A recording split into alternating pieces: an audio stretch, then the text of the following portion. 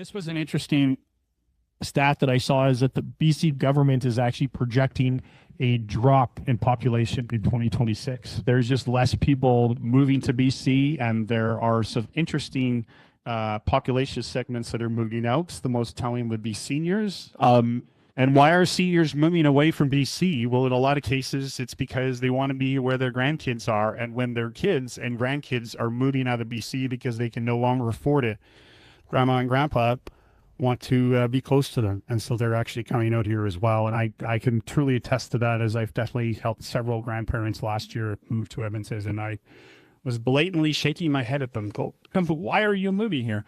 But it was because they want to inch close to the grandkids. I've always loved the Alberta government saying, at least the current Alberta government that's in power, saying, we will never bring rent controls into Alberta. Now, they did talk about one of the things that's happening, especially in Calgary, is that there's a surge in inventory. There's a lot of product that's coming on the market. And so, I was even having a couple of conversations beforehand. Rental rates are flat, vacancies are going up, and this is certainly one of the reasons why. And so again, as we look at pros and cons, and again, this comes from the article, if there wasn't all this extra inventory coming online, the byproduct of that is a shortage of inventory, rental increases, which is great, but it also means that there's going to be another round of rent controls for the Alberta market. And I've always loved the Alberta government saying, at least the current Alberta government that's in power, saying, we will never bring rent controls into Alberta. We would rather make sure that there's just more supply and a more competitive environment. And I think that basically you can look at the provinces that have rental controls and know that that is not the way to go. So keep this in mind in regards to the fact that this is the environment we would rather have in Alberta as opposed to an environment of rental controls. We'll see an increase in vacancies, a leveling out of rental rates, and more selection for renters. You can see in 2025, all residential average price of $456 for Edmonton, $641.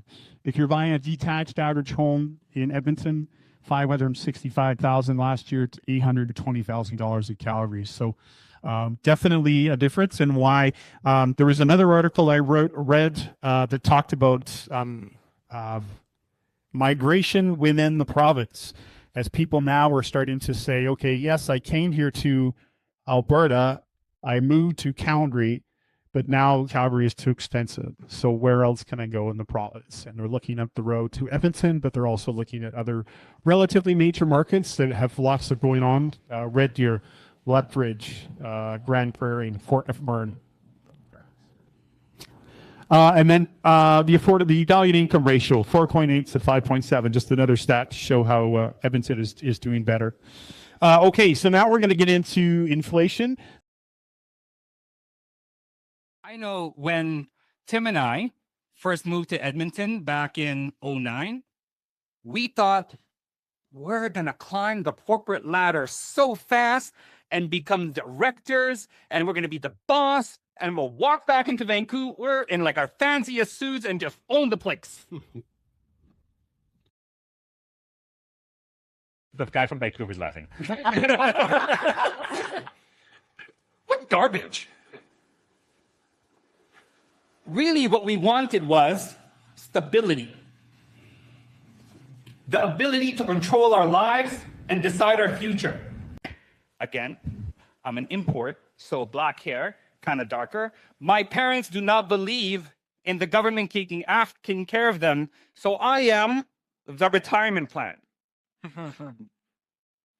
Now, as somebody that was working at the time, 60 hours a week, falling asleep with a laptop on my chest, jolting awake because the laptop fell off, I tend to roll in my sleep. It wasn't necessarily sustainable. It wasn't realistic for me to be working those crazy hours in corporate and suddenly have my mother decide, by the way, I'm your new dependent. Who here potentially has a future dependent coming out? Yeah. For a lot of us, that's the reason why we get into real estate investing. To tell them, Lum, this is your house. If that house makes money, you get paid. If not, Best of luck. Thank you so much, Megan. My name is Ray. As you can see, I'm not necessarily Alberta made. I'm an import. What do you do, Ray? Thanks. So, if you look on the screen over there, that's where I was made. A place called the Philippines.